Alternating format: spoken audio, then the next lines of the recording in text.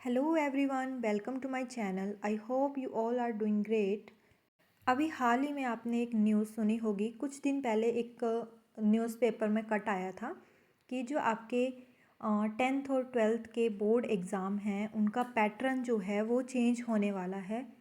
And जो marks रहेंगे distribution उसमें भी थोड़ा चेंज बताया था।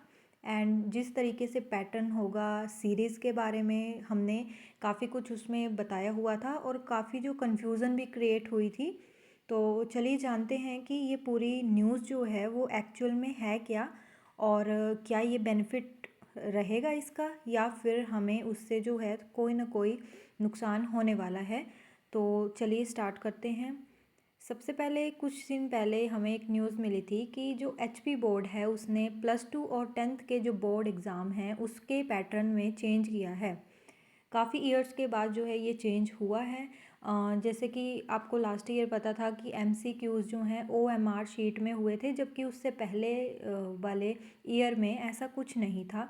लेकिन इस ईयर जो ये 25 में एग्ज़ाम हुए तो आपके एमसीक्यू ओएमआर शीट में आने लगे।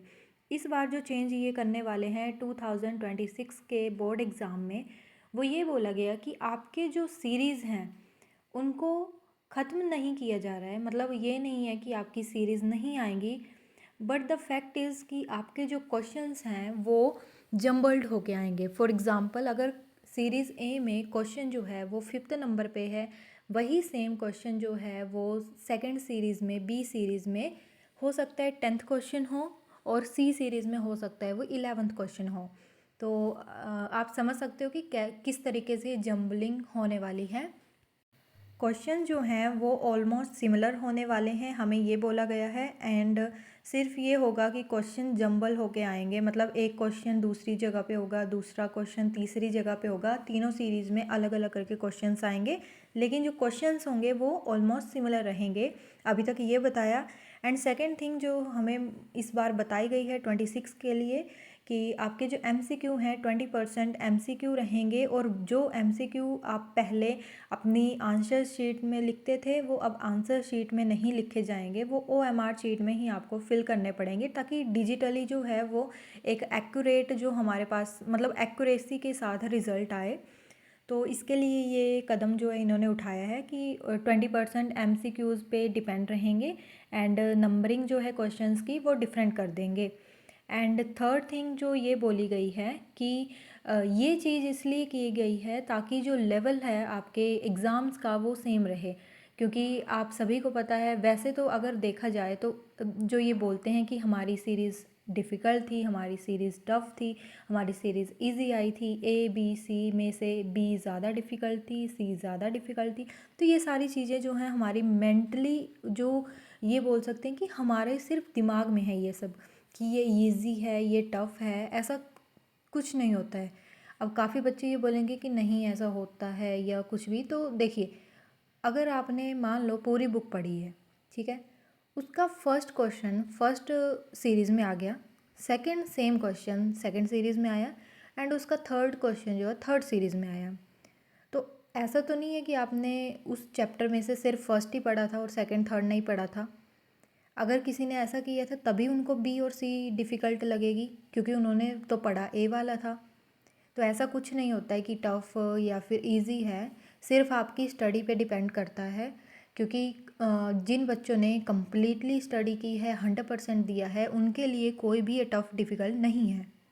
और जिन्होंने सिर्फ सिलेक्टिव जो क्वेश्चंस हैं वो पढ़े थे उनके लिए डिफ़िकल्टी होती है, क्योंकि हो सकता है जो सिलेक्टिव क्वेश्चंस उन्होंने पढ़े थे वो किसी ऐसी सीरीज़ में आ गए जो उनको नहीं आई है, तभी जाके ये मुद्दा उठाया जाता है कि ये टफ़ है, ये डिफ़िकल्ट है। हाँ, कई बार क्या होता है कि एग्ज़ामिनर ने कुछ एक क्वेश्चंस जो कि ज़्यादा डिफ़िकल्ट होते हैं वो एक ही सीरीज़ में डाल दिए होते हैं। कई बार ऐसा नहीं है कि हर बार यही होता है, समटाइम्स की बात कर रही हूँ मैं। तब जाके ये बोल सकते हैं कि हाँ, पेपर का जो लेवल है वो काफ़ी हाई आया था, तब बाकी बोर्ड भी इस चीज़ को मानता है।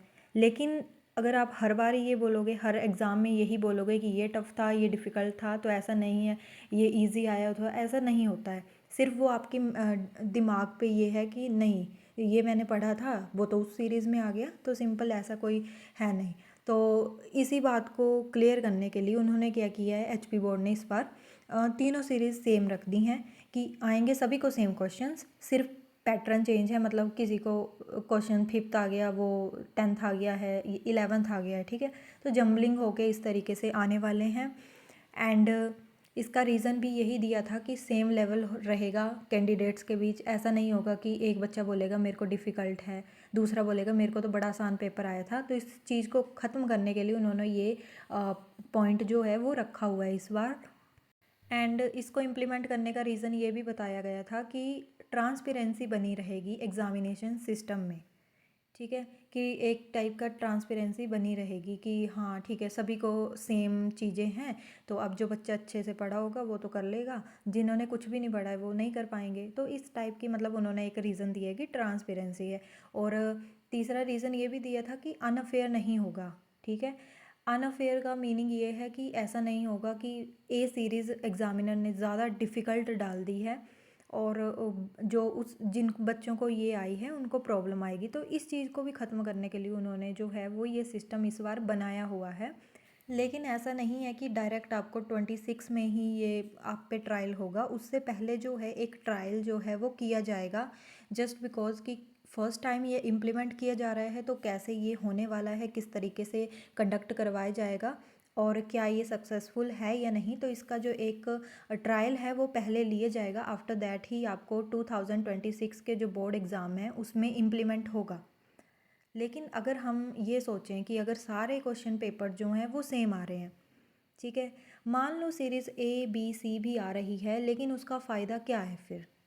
क्योंकि देखिए, मान लो ए सीरीज़ का क्वेश्चन अगर 7th है, वही सेम क्वेश्चन पीछे जो बैठा होगा उसके बी सीरीज़ वाला, उसके लिए जो है वो वही सेम क्वेश्चन 7th है।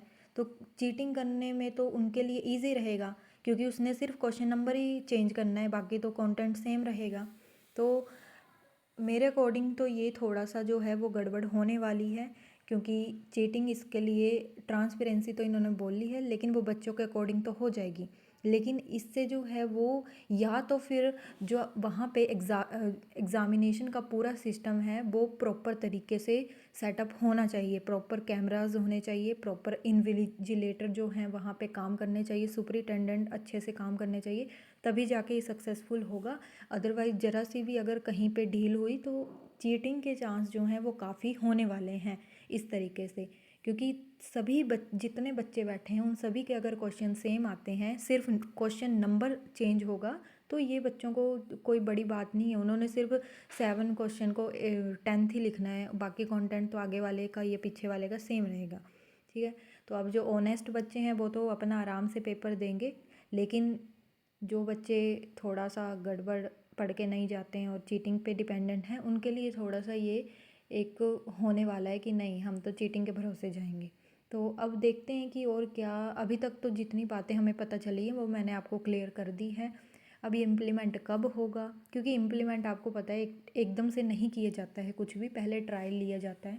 तो पहले इस चीज़ का ट्रायल होगा, आफ्टर दैट ही जो है वो इसको इम्प्लीमेंट किया जाएगा। अगर सक्सेसफुल लगा तभी ये 2026 में होगा, अदरवाइज़ इसको कैंसिल किया जाएगा।